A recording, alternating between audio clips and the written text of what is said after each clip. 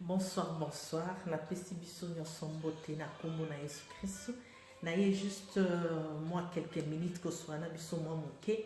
Na lingi juste na ye bande konangai na moment où tout ça koleka très difficile où yo nanga oyebi na moment pandémie eza vraiment eloko moko oyo toza kobundana nzamba sala biso grâce tobima na temps difficile oyo toza yango eloko nalingaki kosola moke ya liboso naza juste na des questions nazotuna ya liboso ndeko nanga nalingi natuna yo na moment oyo ya pandémie oyo eloko nini oza kosala mpona koarrete virus oyo contribution na yo eza nini nayebi ke mingi bokoyoka ngai boza balaborateur te boza bamédecin te ete bokolanda ngai moyen o intervenir na sur place ekozala te mais nalingi koyebisa eloko moko ete na moment oyo eza na bato oyo bazocontribue mpona koarrete virus oyo nakoki kobanda balaborateur esika baza kuna baza koteste bakisi mpona komeka kisi nini ekosimba mpona kodétruire virus wana alors eza mpe na bandeko mosusu oyo baza kointervenir na façon mosusu oyo bayebi ke baza na domaine médical te alors moyen acontribue na ndenge mosusu te azosala nini ake na mabondeli okolela nzambe mao na nzambe ekita nzambe apesa bato oyo bazosala bateste wana intelligence mpe sagesse ya kotrouve kisi oyo ya makasi mpona kodétruire virus wana alors yango nangi natuna yo ndeko na ngai contribution na yo eza nini mpona koarrete pandémie oyo parce que soki totali nga na yo mikolo oyo toza kolela butu moi baproche na biso baza kokufa bafamille na biso baza kokende toza kolela mais tozocontribue na nini mpona esarrete nayebi ete yo oza kocontribue na façon na yo mosusu eza na bandeko mosusu baza kocontribue mpona ye amoni contribution na ye eza alati masque alati bagan alese tout contribution na ye yango wana mais ce que tu fais là olati masque olati bagan eza mpona kose protéger yo moko parce que la plupart ya bato soki totali vraiment na normal oyo azolata masque azolata gant mingi eza aza kose protéger ye moko c'est-à-dire pour maladie ezoye te mais eza na bandeko mosusu oyo baza na esika ya pasi oyo bazokokata koloba te oyo baza même pas baza na posa même ya koloba bazokoka te parce que baza bloqué na bapareil mais yo sikoyo ozosala nini mpona kosunga bandeko wana yango nalingaki natuna contribution na yo eza nini na moment difficile oyo toza koleka est-ce que ozozela kaka bapublie ndeko akei parce que il faut toyeba eloko moko bandeko nyonso tu bazalaka na bafacebook te mpona koyeba ndeko tel akufi c'est très difficile ndeko mosu akokufa après kobima na biso na confinement oyo tokosutuka okoya kotuna ndeko mosusu balobi ozalaki okura te akufaki toseretovaki 3 4 5 na cimetière toenterre ye alors mosala nini oza kosala eloko nini oza kopose mpona koede moment oyo esarrete ndeko na ngai na kosenga yo na eloko moko bondela soki oza na domaine médical te prie bondela nzambe bandeko na yo babénéficie na prière na yo omoni esengo ya kozala na ndeko oyo abondelaka na moment oyo nga naza koyebisa yo obondela pourquoi parce que biso toza na kati ya mabondeli toza kobondela ntango nga naza kobondela naza koprotege famille na nga naza koprotege bami na nga naza koprotege entourage na nga nyonso nzambe aintervenir ete maladie oyo eatteindre bango te alors yo ozosala nini esengo na ngai ezali ete obondela prie oui tokoki koseka ça fait des fois du bien komona mwa bacomédie tozosala na bandako et permettre distraire bato mais toza na bandako na moment oyo oza na eloko ya kosala te biso toza kati na domaine médical en tant qu'aide-soignante na koloba boye eloko nini ozosala mpona biso oui bozobetela bamédecin maboko bozobetela baide-soignante maboko parce que toza na kati ya danger toza na esika oyo risque ezali mais eloko nini ozosala mpona koede biso eloko nini ozobeta maboko babetelaka kaka nzambe bible lobi genou nyonso to ekofléchir kaka mpona nzambe maboko eza nango récompense mpona biso te mais ntango yo ozwi mabolongo na yo otie na se et to beleli Nzambe. Nzambe protéger bandeko oyo bazana bopito, protéger bandeko oyo bazana ba homme de veillard, batela bango bazala protéger contre maladie oyo. Eza contribution munene oza ko contribuer, Nzambe ako intervenir. Tant oza ko bondela pona ba laboratoire esika oyo baza kosala l'examen wana, Nzambe akopesa bango intelligence pe sagesse po bayeba eloko nini bakoki kosala mpona kotrouver solution. Mais ntango yo fandi no na ndako, yo moni na yo eza moment na yo ya repos, eza moment oyo profiter na yo o intervenir te, ndeko na ngai okosutuka. Yango moni mingi toza kosutuka, ovandi boye, malade yango eza malade normal, eza grippe. C'est-à-dire, mingi baza aza attaqué, mais alingi kolobate. Mais tango lobite, osutuka, oza déjà na hôpital. Alors, ce qu'on a c'est il y a appareil respiratoire, au quoi arriver le sous kobenga mutute. Et comme elio na suka. Tandis que bato ceux qui basa au courant, ce qu'on a na mutu o ya sunga kayo, tango ba annoncer yo akombo de la pona yo Nzambe a intervenir malgré na isika ya pasi ozali. Yango loko naza kosenga na biso vraiment to bonde la Nzambe to lela mawa na Nzambe akita aiba ko intervenir pour na biso.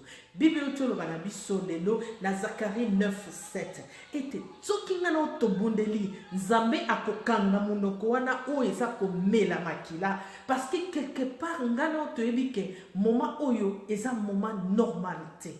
Monde à ténèbres elingi kotangisa makila yoza komona kaka ezali virus mais oyebite na monde à ténèbres mabongisi nini basali pona ko détruire monde oyo yango naza kosenga na yo obondela parce que ezape eloko moko spirituel eza moment oyo diable aza ko profiter ayebi ke ndeko tel soka kufi bakoloba kaka ke ezali virus wana alors diable azo sala nini diable azo profiter na moment oyo pour na koluka kitisa yo moto azo profiter na moment oyo pour na koluka a détruire yo yango tozo sutuka kaka intel akufi intel nini corona mususu eza nango yango te monde à ténèbres esi esu ndeko wana et profiter na moment oyo yo za na distraction eyebi kozwa bato ozalaka na bango ndeko nanga tika entourage na yo esepelaka na yo soko oza na entourage moko boye bayebi ke toza na ndeko na biso wana abondelaka na tango o bavani na passe ayebi ke moninga nanga za ko intervenir ponanga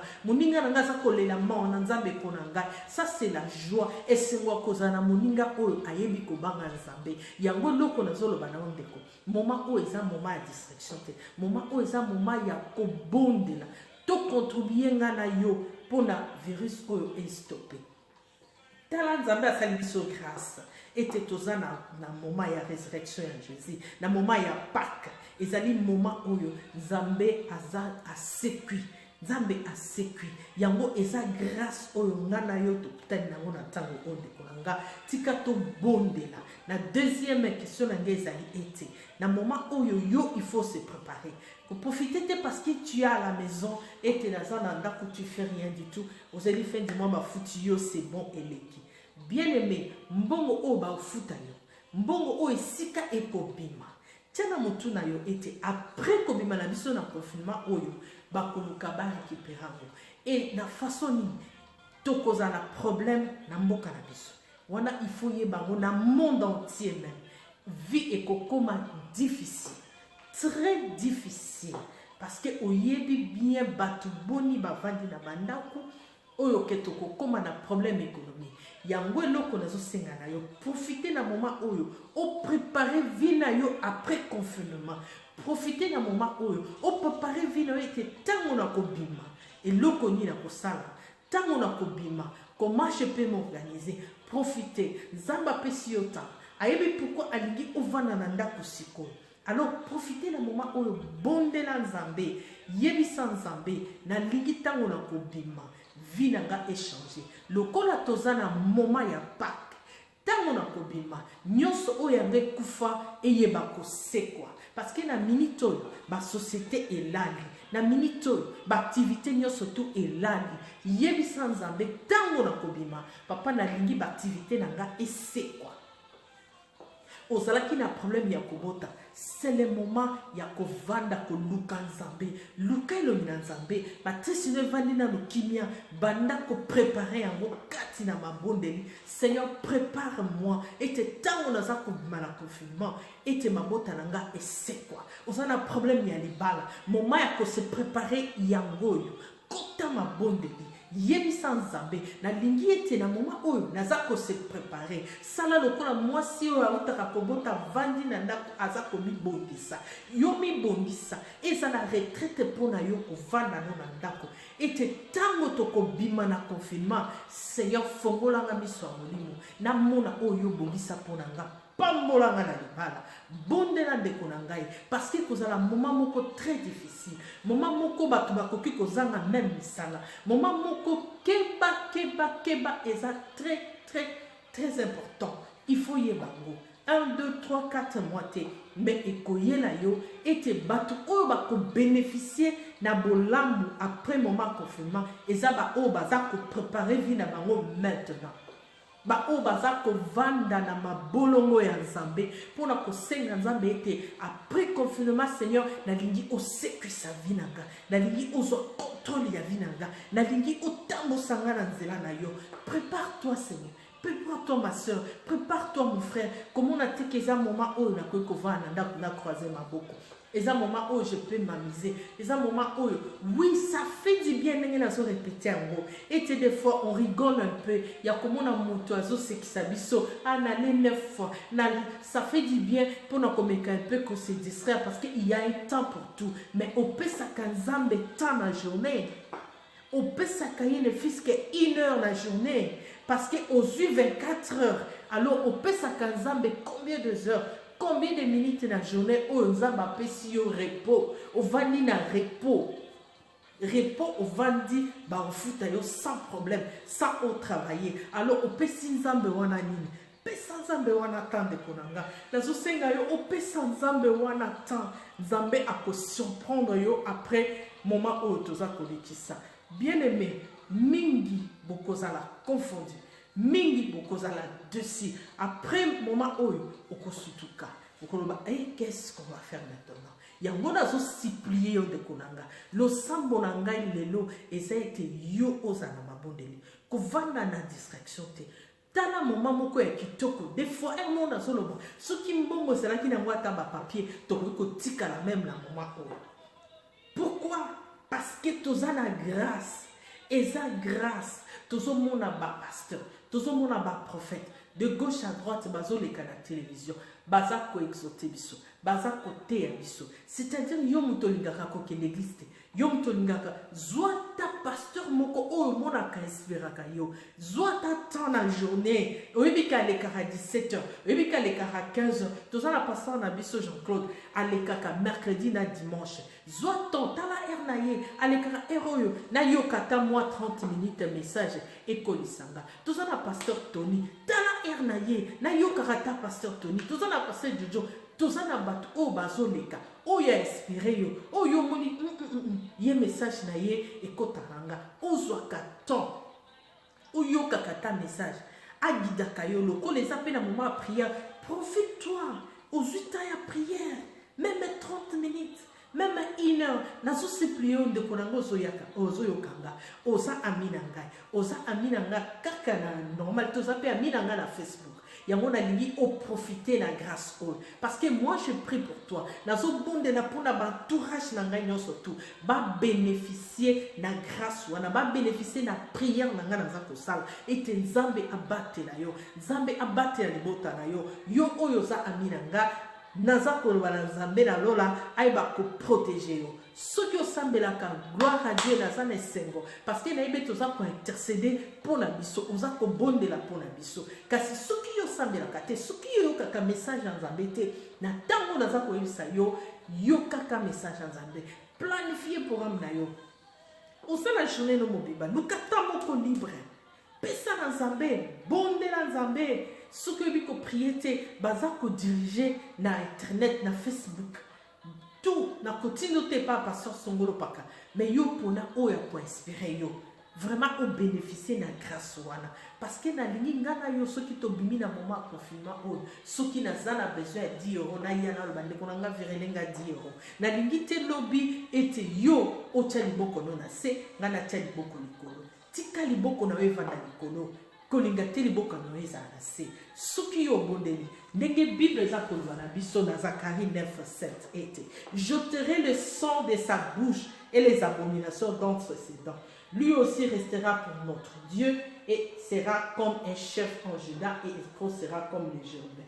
Nalobi en osiko ete Nzambe akokanga monoko oyo eza komela makila parce que yeba yango ke eza na monde à ténèbres oyo eza ko faire couler makila oyo eza na besoin emela makila ya bato yango toza surpris tozomona ka bande na biso baza koke baza komela makila alors yo soko bondeli yo soko koti prière Nzambe akokanga monoko wana oyo eza komela makila ako arrêter yango ndeko nanga pambolama ndeko nanga zala béni na tango oyo susi nanga kaka eza na pona ba oyo ba yebi na Nzambe te pona ba oyo bazozwa même pas 10 minutes pona kobelela Nzambe abatela biso ndenge na lobi maboko pona biso.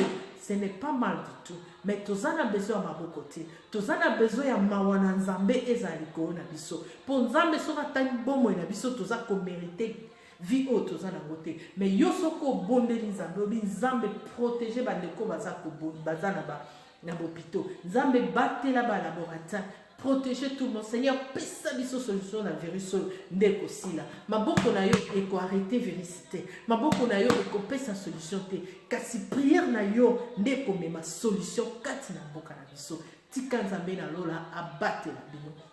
Na kombo na Yesu. Nzambe na bikamo na tango o naza kotika ndeko o alandinga na maboko na yo. Yo mo bate li pe mo kenge ni malamu. Yeba ko prendre soin na ye pe na libota na ye. Naza ko memaye na trône de grâce na yo. Na sengi grâce na Nzambe eba ko kita likolo na ye. O ba ebi yo te papa yo kutana na bango moko Nzambe na tango o ba bongwa na pe ba tatolete yondo zali mokonzi. Na confie bandeko nyonso tu na maboko na yo. O bazana hôpital. O bazana posa kobele la kombo na Yesu baza kokokate Nzambe na lola yeba ko prendre soin na bango kombo na ezali Jéhovah Rapha le Dieu qui guérit pesa bango guérison totale parce que yondo zali Nzambe ko apesa ka guérison na confier bango tout na maboko na yo ba laboratoire nyonso na maboko na yo pesa intelligence pesa juste côté pai na yo Corona bikamo onyoso monde ténèbres kani po etangisa makila naza kokanga minoko na bango na tango na kombo na Yesu Kristo na bebisi misala nyonso na monde ténèbres ezala nul et sans effet ete makile kotanga lisusu te na kombo na Yesu Kristo. Seigneur tikete makila na yo e ba ko couvrir biso e bomba mamina nga nyonso tu na Facebook ba mina nga nyonso tu proche na ya musika to batela matozala invisible devant l'attaque nyonso ya monde à ténèbres na sengi protection na yo papa na tapise makila na bisika nyonso kotambola papa yozala mobateli pe mokengeli malamu d'infirmière ba aide-soignante nyonso tout ya domaine médical basto ba nettoyaka o ba pangusaka ba logistique tout na tiki bango na maboko na yo tikete ba batela na yo parce que ondo ozali Nzambe malamu. Merci pour tout papa. O to sengi o te kanisi la biso na cerveau na yo na kombo na Yesu Masiya nde na yebi kobondela pe koloba gloire et louange à toi Seigneur Jésus. Merci Seigneur Jésus. Tika Nzambe na lola abatela bino. Merci, je vous aime bien. Bisous.